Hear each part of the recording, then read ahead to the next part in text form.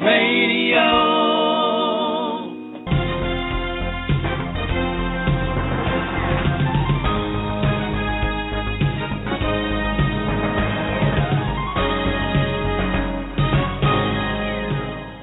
Welcome to our kind voice on employment, opportunity, and innovation.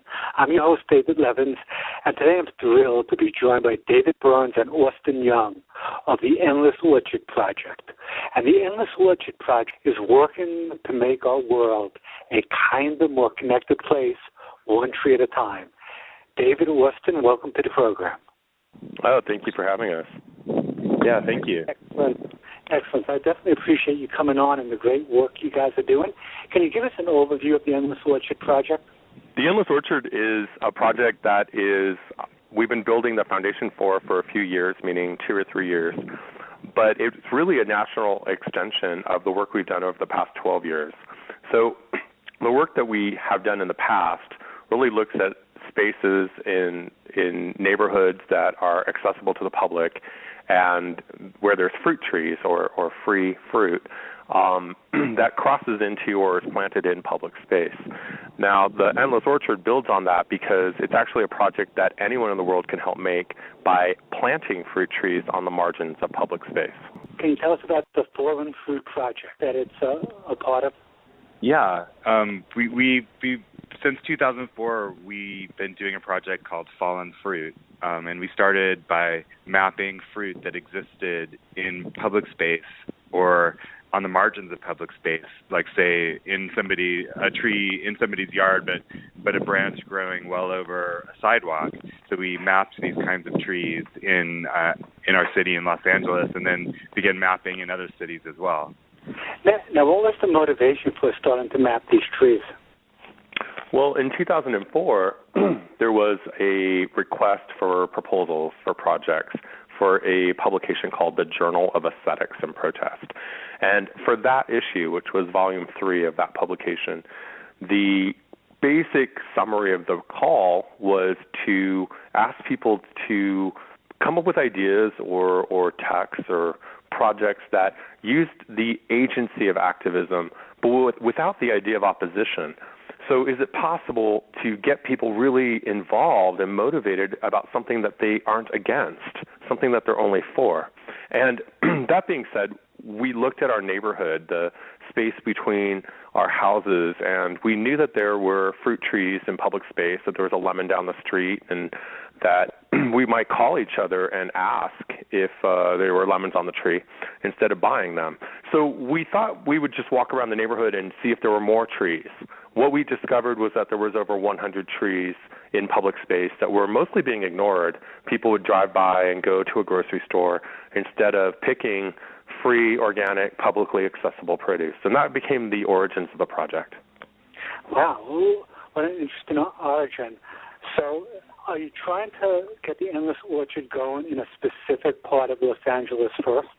Yeah, we have. Well, first, I think it's important to say that the Endless Orchard is a contemporary artwork, and we are artists. So we were able to secure a spot in this new park that's being built in Chinatown in downtown LA called Los Angeles State Historic Park. And there's going to be an orange grove there that's accessible to the public. And in that, we're going to put a trailhead marker and a monument to sharing that leads out into the Los Angeles streets to some what we call urban fruit trails, trees with public fruit on them. And then essentially, with the Endless Orchard project out into the world, as we do a call for everyone to plant or map fruit that exists in public space. Now, what is the volume? How many trees do you hope to plant in phase 1? We're going to plant 200 trees or more in this first phase, and that's quite a lot. That's going to be a lot of fruit that those trees are going to produce pretty quickly in the next few years. So, and then we've already planted in MacArthur Park and Lafayette Park and a little bit of Wilshire Boulevard. We planted about I'm not sure Dave, was it about 50 trees there? Yeah, it was really close to 50, maybe a little more, because there was I think 17 trees in Lafayette Park, and there's 6 more going up near the Koreatown subway station this next week. And then there was 32 trees on Wilshire Boulevard, and then we had the 8 trees added into MacArthur Park. We thought that we could plant these trails and connect metro stations, so in a way to create a new way to navigate the city. Wow. No, it's a fascinating idea. Now, part of it is actually planting the trees, but another part of it is getting the community involved to help plant the trees. Can you talk about how you get people involved? Yeah, I mean, anybody can really help out. I mean, people can add on to the project without us being involved, and that can be done by checking out endlessorchard.com and or fallenfruit.org and sending us an email. Or just adding on to the project and the maps. However, locally, we really like to reach out to community stakeholders and youth groups, neighbors in general, businesses, and anyone who wants to get involved that has this attitude of goodwill and generosity, that understands that urban spaces can be about sharing and that a 21st century lifestyle can be communal and open-ended. So we have a lot of excellent success getting support from people near and far to come together and help plant the trees and make this project happen. Can you tell the folks about how it connects with art? Well, art is a really amazing thing in the world because throughout hundreds of years, it always changes. And in contemporary art making, I think that we don't have to use a canvas or a pad of paper and make a drawing for something to be art. Art could be maybe a broader thought than just marking a piece of paper or a canvas. And with that being said, the reason why we really are, we are artists and we're trained in art, but we're also really steadfast that this is an artwork, like a public sculpture, because the point of the project is to change the way you experience the city or a place that you think you already know. And it's about groups of people coming together and using something and making something and changing its meaning over time. And ultimately, I think that's the job of what art is to capture our imagination as people. Well, that's pretty amazing thought. And I want to give the listeners a chance to kind of think about that thought. So we're going to go to our first break. And instead of taking a commercial, I want to play a little music that I think connects well with this project. So I'm going to play Tapestry of Love and Sound by Joshua Rich.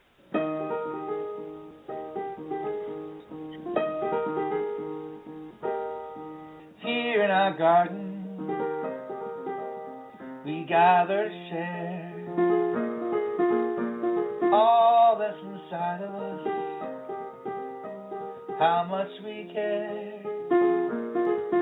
Find strength in our differences and reach common ground. Celebrate our unity in a tapestry of loving sound. So make a kind choice with your kind voice, and united we will find our kind voices inside, which sing out in unity, creating community and bringing us together as one.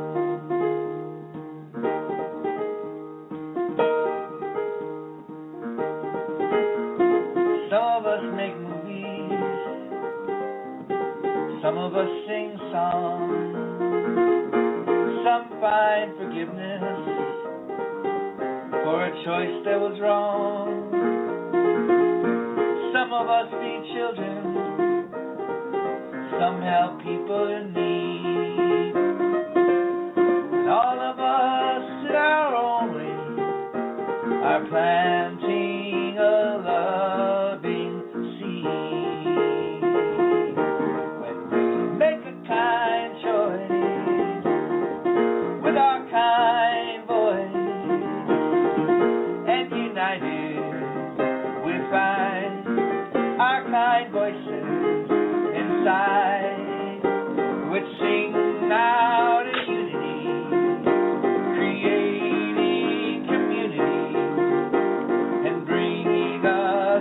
together as one.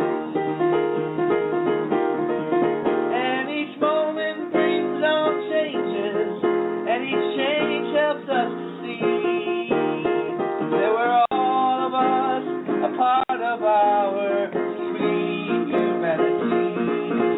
And we each bring something special as we cultivate our soul, while the kindness deep within us makes us whole.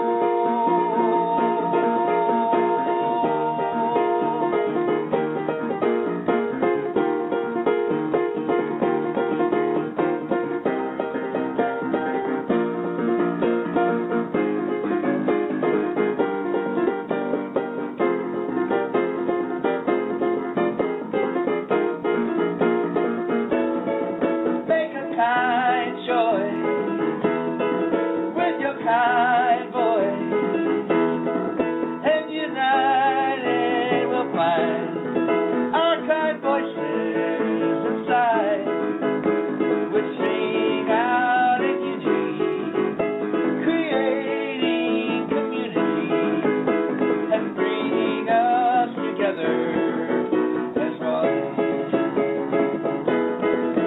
Creating community and bringing us together as one.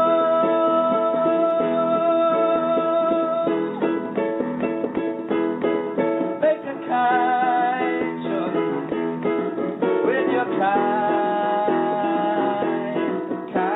voice.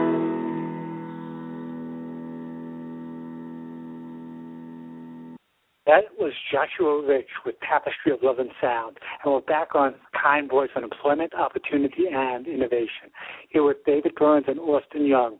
Guys, the thing that resonates with me about that song and how it connects with your project is Joshua was singing about creating community. And I feel that's at the core of what you're doing. Can you talk about why creating community is important to you guys?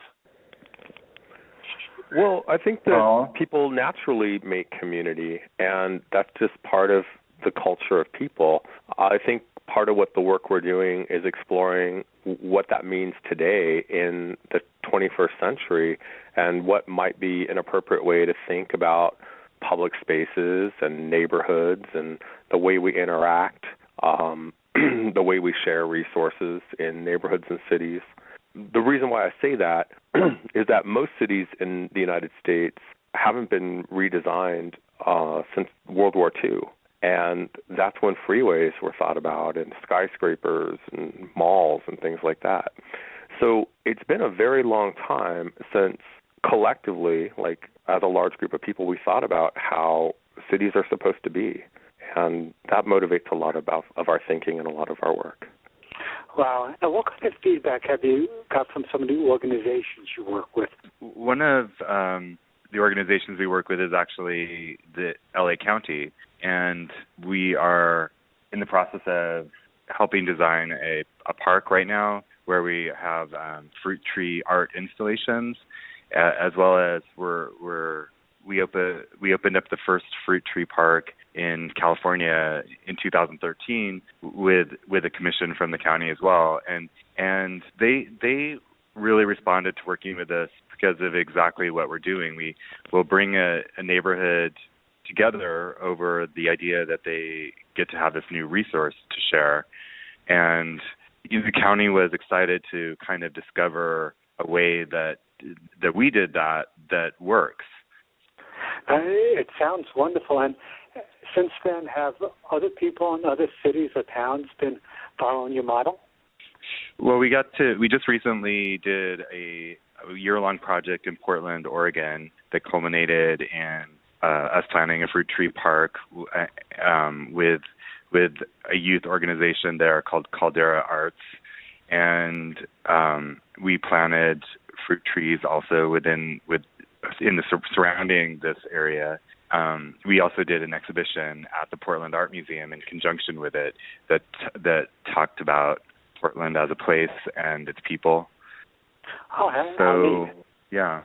And if somebody else was to hear this and say, this would be a great thing for my city or town, what advice would you give to them on how to get something like this started? Oh my God, they should send us an email and give us a call. Let's make it happen. It's a lot of work, and that's not to say it's not worth it. Austin and I have worked on this in various capacities for 12 years, and from all of the efforts and all of the successes we've been able to achieve, we're always learning something new about navigating municipal process and navigating other issues. So I don't know that I would exactly suggest that anyone try to take this on their own, but we're really excited to help make things happen.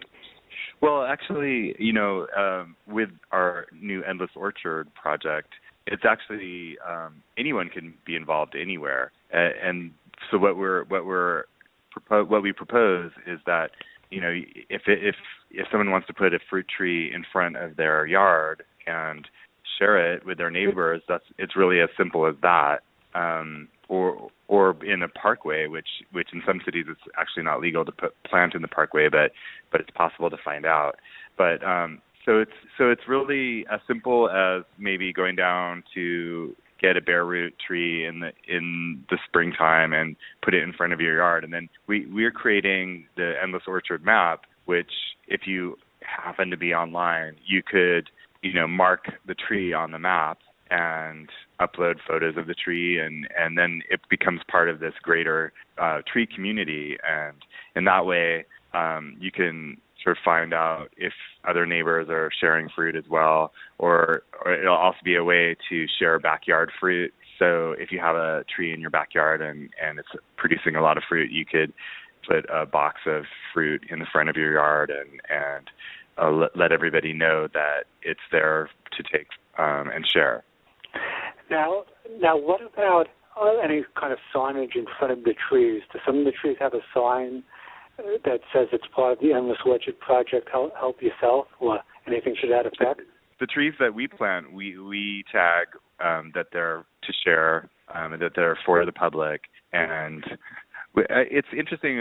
It's possible that as we develop the project, because we're just in the process of getting the Endless Orchard map together and our website created, that we could create some kind of tag that we offer on our website as well, or maybe a template that you could download if you had a tree that you wanted to share.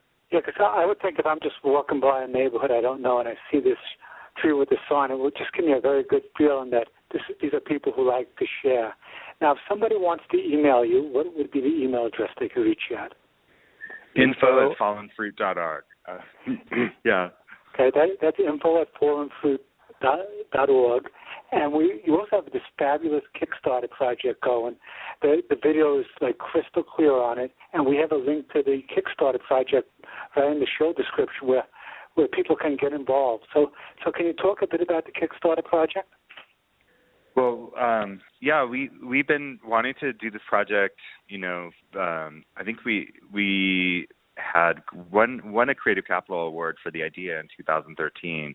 So we've been gearing up and kind of making the infrastructure and planting fruit trees so we could create the beginning of the project. But now we need funds to have a website designer do an interactive map that can also be a mobile app, so that you can access these trees digitally, but also to do things like get tree tags made and purchase trees and plant trees and all of this. So we are raising the capital to do this on our Kickstarter, and I think we have like 70 hours left, and we're pretty close to reaching our goal. Yeah, let me add on.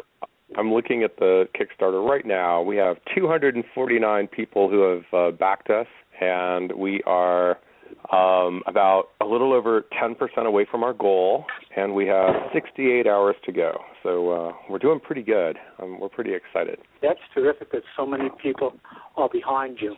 Beyond the contributions, what kind of feedback have you got from people on Kickstarter? Oh, I think people are really excited about the project in general. I mean, it is It's pretty self-descriptive, the Endless Orchard. It's a sustainable, edible, living public artwork of fruit trees planted and mapped by the public for everyone to share. And this is the pilot project. We're using our hometown of Los Angeles as the kind of, testing grounds to make the project real, and we really want it to grow from there. We would love it if other communities in the world added on and built their own orchards or their own urban fruit trails in their own neighborhoods and expand the network and expand the platform. The name is perfect, and the description just says it so clearly. How did you come up with that name? It's a name that we had our first ideas for this kind of project really long ago in 2004. When we started, we imagined that the mapping would take us around the world and that we could plant fruit trees around the world, and it would change neighborhoods and change the way people relate to each other. Fruit's really funny because it's one of the only things on the planet that can be the subject of something at the same time it's an object, and it also is symbolic. And what I mean by that is a banana can be funny, and it's also a shape that we all recognize, and yet it's still just a snack. So what's funny about that as well is that fruit has other qualities that are unique because it doesn't really have any class boundaries. It doesn't matter how rich you are. It doesn't matter how poor you are. Everyone in the world eats the same banana. And everyone has a childhood memory about fruit that's typically really good. And we're all an expert on the flavor of a strawberry. No one's right or wrong. So in these ways, it's one of the few things in the world that we can all relate to in this kind of human way. And it doesn't have any negative outcomes or negative context. It's completely positive. It is. Do you have a plan on how you're going to connect with cities around the world? It's really because we're artists and we are showing. We're traveling to do shows all the time. So we have kind of have a built-in way of spreading and connecting with people. I think our upcoming cities that we're doing shows in include Louisville, Kentucky, and New Orleans, and Lancaster, California. What else, David? Columbus, Ohio. And we have project proposals in for Bronx, New York, and and we'll see how things develop, and also San Francisco. So we'll see how things go. Everything takes time, but we're confident that we'll be able to grow this project. We've gotten terrific emails from people via Kickstarter asking how they can get involved in their own communities and make this happen. So I think it will grow in its own natural way, and that's the most appropriate thing. Interesting. Now the Pay It Forward concept emerged because of a random thing that happened to the author, Catherine Ryan Hart, that she wasn't able to thank the people for. And she wrote a terrific story that became the terrific movie, and that's become part of our vocabulary. Do you see any kind of movie or music being written about this that will help spread the word of this beautiful mission? I love that idea. I hope so. I know, right? I haven't thought of that yet, but sounds great to me. Yeah, I mean, you guys being in Los Angeles, there's so many aspiring filmmakers, and this is such a beautiful topic for a film. Hopefully it will happen. So we'll see what happens. We will see. So we got to take a break for a good news report. We'll be right back after this.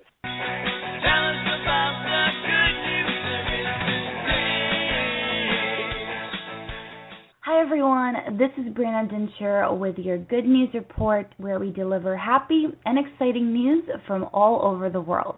This week we have a very uplifting story from Lake Charles, Louisiana, where a firefighter rescued 6 baby ducks. The most interesting part is that he brought them to safety with the help of his iPhone.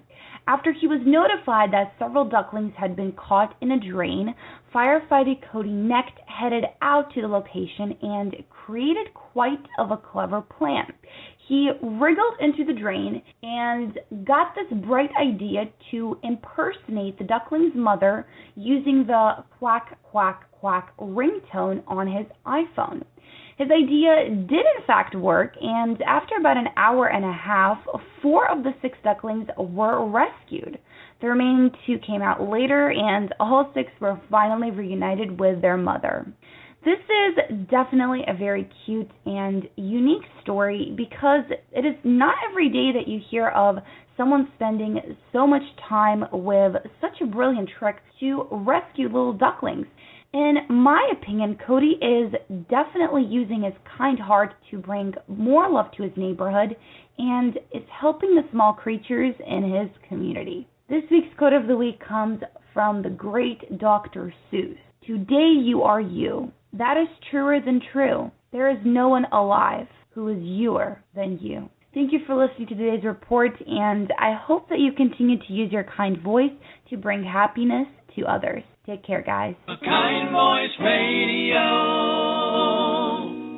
And welcome back to Kind Voice on Employment, Opportunity, and Innovation. I'm your host, David Levins. We're here with David Burns and Austin Young talking about the Endless Orchard Project. And guys, I love that Dr. Seuss quote. He was wise beyond children's books, I think. There's nobody youer than you. It's a very, very cool statement. Are there any statements or quotes that connect well with your project? Yeah, one that comes to mind immediately is a quote that we use, a statement Austin made long ago, and that is that sharing begets sharing. That when we have a culture of sharing, or we have the action of sharing, automatically people share more. And it's just kind of the nature of things that humans love to mimic each other and love to interact. And when we create an opportunity of sharing, it's one of those things that just makes more sharing. Yeah, I mean, it's one of these laws of nature, but then you're kind of also, it's a fusion of nature that the trees are natural symbols of sharing, I would think, branching out, reaching towards the sun. So that's a very beautiful notion. Now, in the community garden cooperative that we have in our city, we share what we grow. So we grow things together, and then we share it, and that space promotes generosity that new people coming in want to share. So we created this in a very specific space within a small city. But you guys are coming into like a larger city like Los Angeles, where it's not like a defined space. There's all kinds of things already going on in the space. So how do you change the thinking in that space to promote a culture of sharing? I think it just takes the articulation of an idea. I don't think it's that profound. Public space is meant to be shared. That's why it's public. And the way that we learn to use public space, I think, starts when you're young, and it carries on. Public space is kind of a great thing, and it's a great place, and it has a long history that goes back to ancient Rome, and the ideas of how the public gets to be active in space that isn't privately owned is defined over and over again throughout history. I think what we're playing with our project is just using public space in a different way, and asking people to kind of celebrate each other and pay attention to each other in meaningful ways. How do you think social media and technology like meetups can be used to help a project like yours? Social media is so important. Everybody is on Facebook, although it is hard to reach an audience on Facebook. But we use Instagram, Facebook, Twitter, and it's incredible to have access to and have the ability to get your message out to an audience. And I think we definitely connect with a lot of people, and it resonates with them, and we have gotten supporters by using social media. Oh yeah, it's amazing how it really changes the world. I mean, even say just connecting with you, David, probably happened on social media, and so it's a different kind of filter than we used to have in mainstream media. And what kind of message do you get out to people? Do you message specific? We're going to work in this park between 11 and 2 o'clock today, planting trees. Do you put messages like that out there to get a group of volunteers to the area where you're planting? We do, and we also we'll do public projects. Say like we just worked with the Los Angeles Public Library over the summer, so we'll have an event, and we'll invite the public to the event on social media, and that's pretty much the only advertising we use, as well as public plantings. We'll ask for volunteers and try to get people to spread the word that we know online. And also we use it to talk about our philosophy. You know, we share our philosophy about generosity and sharing. When you have these events where you plant trees, can you talk about the climate at the events? I guess people come down who don't know each other. Can you talk about what those events are like? Sure. We have a sort of a core group of great volunteers that we work with, and we set up tables and we talk to each person that comes and really, you know, explain and use that as a chance to talk about the ideas of using the margins of public space as a resource to share fruit, and how that can change the way that a neighborhood operates and how we feel about our neighborhood. And then, you know, we'll take portraits of everybody who comes, maybe with a new tree or, you know, some aspect of the project. So we'll also post those on our Facebook page, and that's a lot of fun for people. And, you know, we'll collect their information so we can keep on connecting with them and invite them to events in the future. But people have a lot of fun. We try to have a lot of fun with the people that we meet. And at the events, is it mostly new people, or about half of it is your core volunteers and half new people? What's the kind of mix? Oh, wow. Well, you know, we often work in neighborhoods that we don't know. So it's usually new people that we're working with. Unless we're doing a project in, you know, our hometown, then we know more people. But it's usually a bunch of new people. Interesting. Now, what are some of the challenges you face when you organize an event like this? Well, you can't really determine, you know, how many people are going to show up to an event that you have. So we always try to think that it's just about spending quality time and having a great time at the event, no matter who shows up or what happens. And so if, you know, 10 people show up, it's just as meaningful as if 30 people show up. And I think that it's just really about the challenge is to really accept that, you know, however much you can enjoy this moment, it's going to resonate and make the project grow. Very cool. Phase 1 in Los Angeles, what kind of trees do you focus on planting? Well, that really depends on the actual environment in which they're going into. For example, sometimes a public park or something like that might have a specific request for a kind of tree. But the good part about working in Southern California is that it's a year-round climate, and fruit can be productive year-round. So the types of trees are really varied. In the winter, the citrus trees are ripe, so that's grapefruit and oranges, tangerines and lemons, limes. And then later in the year, we get another great fruit called a loquat, which a lot of people are not familiar with, but it's a Southeast Asian fruit, and it's also very common in Latin America, and it grows really easily. It's delicious. It kind of tastes like an apricot and a peach put together. Wow, and those get ripe in like April. And if we carry on into summer, we get all the stone fruit. So we'll get plums and apricots. We get peaches, and that's really great in Southern California. And then in the fall, we can keep going, which is so unusual. But we get apples, not too many, but a couple varieties will grow well, like Fuji's or Anna's or Beverly Hills apple. And then we can carry on even farther and get persimmons and pomegranates. And then we just wrap around into winter and start over with citrus. So there's a really broad variety in Southern California. I forgot about figs and all the berries, et cetera. Grapes. I mean, it's really pretty bountiful.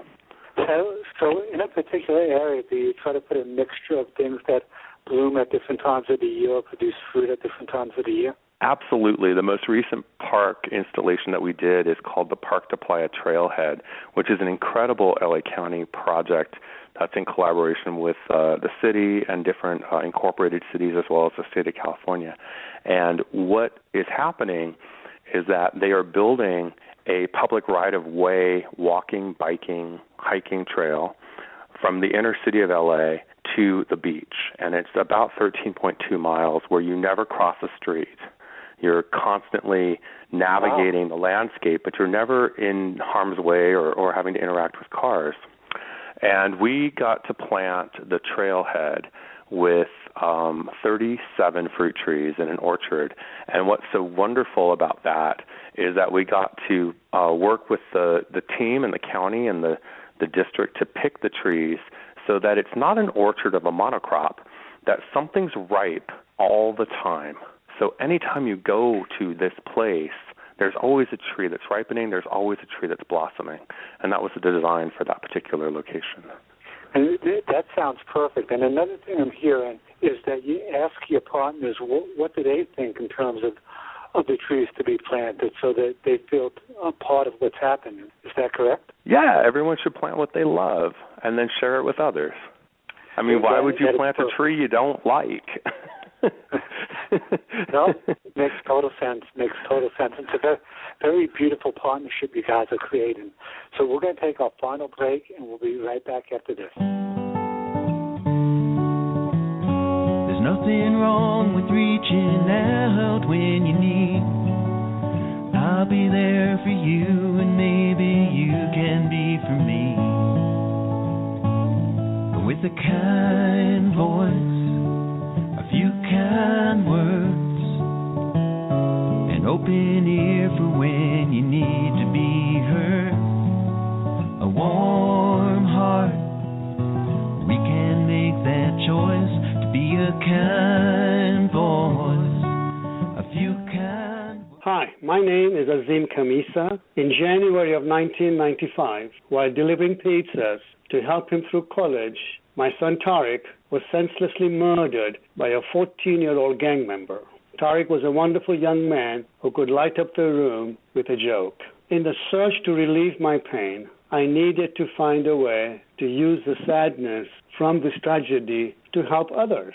So by the end of 1995, after months of agonizing pain and introspection, I chose to start an organization to help stop kids from killing kids.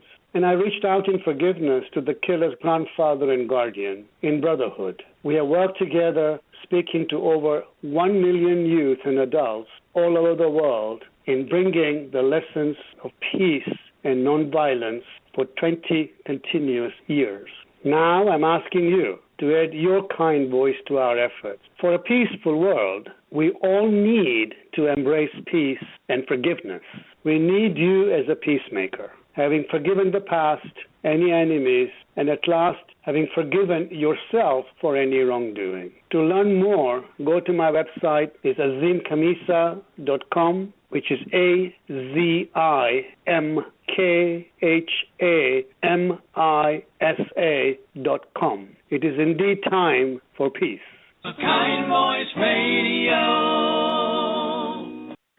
And welcome back to Kind Voice on Employment, Opportunity, and Innovation. I'm your host, David Levins. We're here with David Burns and Austin Young talking about the Endless Orchard Project. And it's such a cool project. And to kind of complement the sharing nature of this project, they have a Kickstarter project going where you could get involved and lend your kind voice to this great effort. Guys, can you talk about some of the rewards with the Kickstarter project that you give to people for participating? Sure. Well, we have like things like badges and postcards, from a digital download of wallpaper for your phone. We create a lot of visual stuff with our project, so it's a pretty, dynamic pop kind of look that we have to our artwork. And what else we have, like, we have the rainbow fruit picking bikes that are made by Martone Cycling Company. Those are kind of remarkable. They're the highest pledge amount, but they're Austin and I designed them for Martone as an artist designed bicycle, and Martone agreed to let us use them for the Kickstarter. So they're literally rainbow colored, and they come with a fruit picker, so you can ride around. And there's a basket in the front, so you can pick your fruit and ride around, and you're riding on a rainbow. It's pretty excellent. Well, what a neat collaboration. And can you talk about some of the business partnerships? You just mentioned the Marcone partnership. Can you talk about some of your other partnerships with businesses and how they came about? Yeah, well, we don't have too many partnerships with businesses. The iconic eyeglass company, LA Eyeworks, also chose a pair of sunglasses to give away for a Kickstarter, and that really happened just by being in the LA art world. They're a big part of the art world here. So everyone who we partnered with, we have a personal relationship with, and they're friends. It just comes from people we've met out in the world. David, is there any partnership that you can think of that we gained in another way? Yeah, our relationships are developing. I mean, for example, we got such a great relationship with Kickstarter because of the Endless Orchard. I mean, they've been so supportive. They put our project on the front page of Kickstarter. That's just amazing, and we're so grateful. We've gotten Put an Egg on It, which is an incredible blog out of Brooklyn, to feature the project, and Hyperallergic. It's just been really a blessing, and people are excited about it. We can't wait to do the work. Kickstarter is just such a wonderful way to connect with people, especially if the people at Kickstarter really see the beauty in what you're doing, and they do. Now, are there businesses who would be natural partners for this kind of project who you're hoping would come aboard sometime in the future once you lay the groundwork?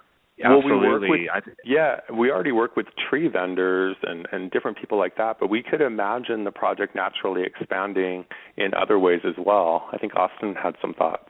Well, I think as far as a humanitarian project, I think there are a lot of people, a lot of businesses that would want to get involved just for that alone. I think it'd be interesting to think outside the box about what kind of businesses we could partner with.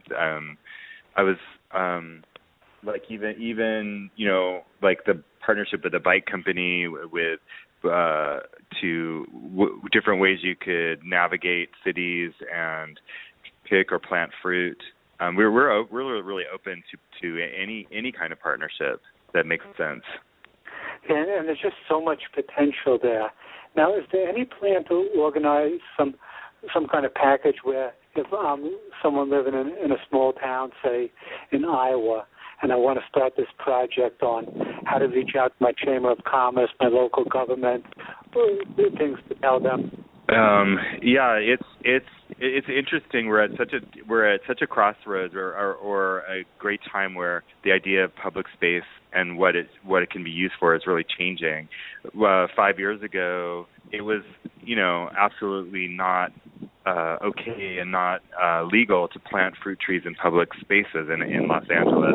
And now it's just people are just starting to get the idea that it's okay or could be okay. And most cities in the United States do not plant fruit trees in parks or public spaces because of ways that you can imagine or because of reasons you can imagine, like people are afraid of vermin or a child getting hit by a piece of fruit or somebody slipping on a piece of fruit.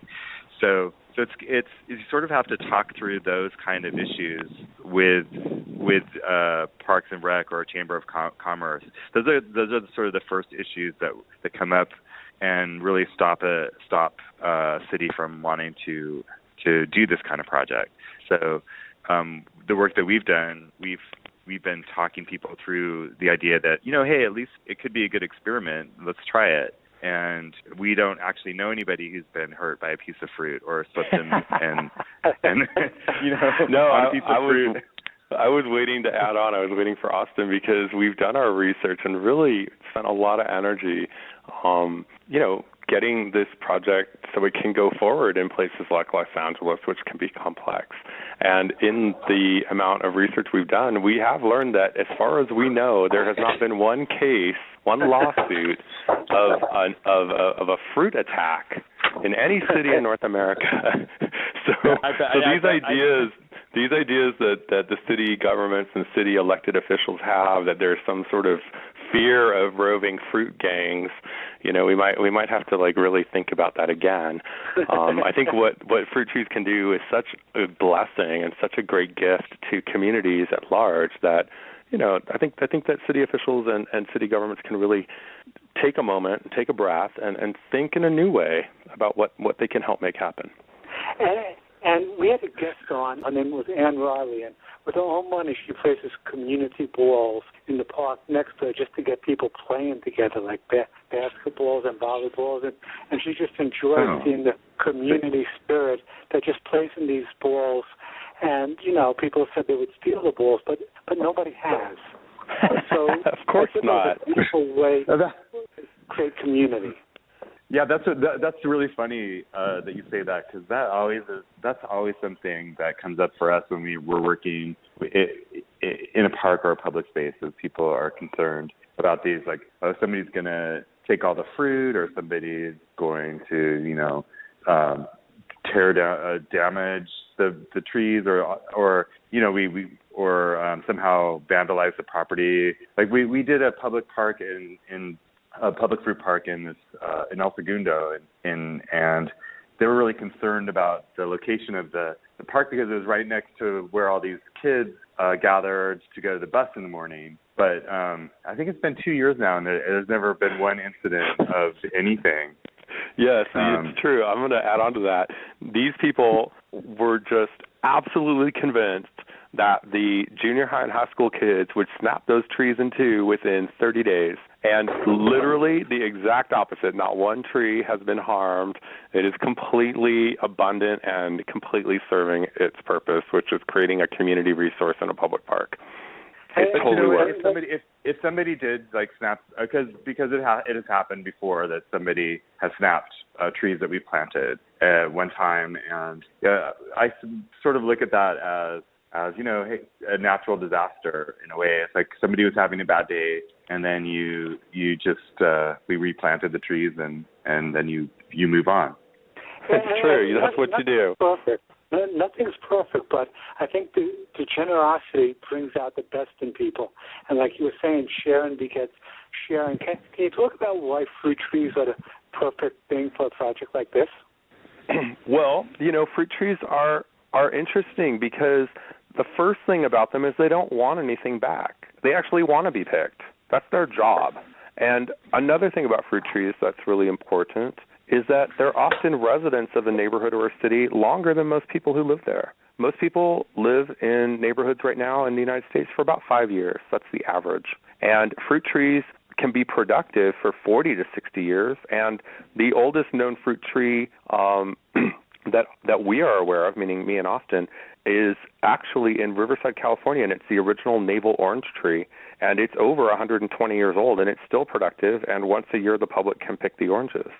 I think the symbol that fruit trees provide and the, what's the right word, approachability, the interactive qualities, the humility, the common ground that fruit offers, the nutrition. I mean, there's nothing bad about eating a piece of fruit.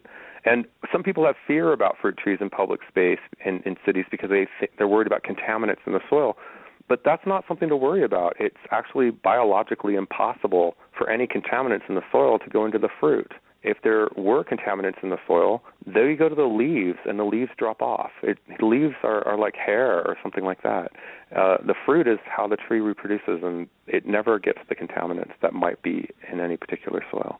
There's nothing but goodness involved in fruit. So for us, it makes perfect sense.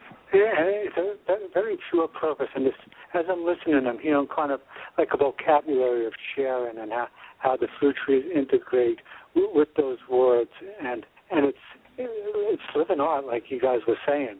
I want to give you each a chance to have some closing thoughts for the audience. It's been great to be on your show, and I love the spirit in which it's clear that the show is made. So thanks for having us on, and it's exciting to know that this show exists. Well, that's terrific. It was great having you guys on because you're such an embodiment of the concept of sharing one's kind voice to make the world a kinder, more connected place. So thanks, guys. Thanks for coming on. Yeah, and if anybody who listens to the show now or in the future, please feel free to reach out to us, info@fallenfruit.org or endlessorchard.com, and let's expand this work. Let's do it. Make it happen. Excellent. Good deal. Have a good night, guys. All right. Thank you again. You too. Take care. And that was David Burns and Austin Young of the Endless Orchard Project. And, guys, I can't emphasize enough about what a great way this is to share one's kind voice, to make this project in Los Angeles go well. They just got about 70 hours left on the Kickstarter. So I hope that you support their Kickstarter project. But then think about how you could do something like that in your community, because when kind voices come together and sharing begets sharing, it just puts things spiraling upward. So I hope that you guys join this very worthy project. This is David Levins for Kind Voice on Employment, Opportunity, and Innovation signing off. Have a great night, everybody.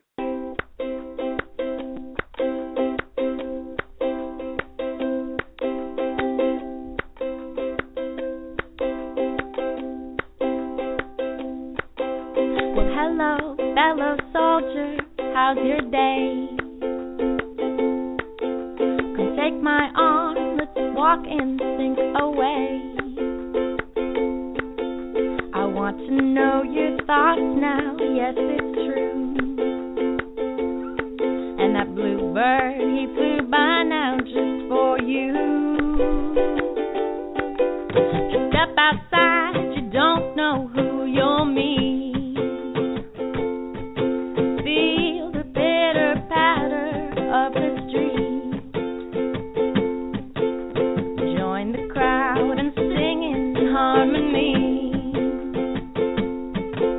I won't let go, come link elbows with me. Just know that I am there for you, to hear your voice, care to lend a hand. In this moment, we will work together and turn a new kind stranger to a friend.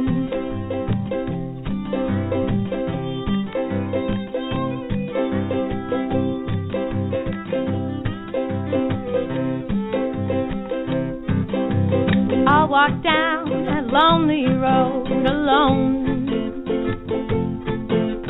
searching for a place to call home.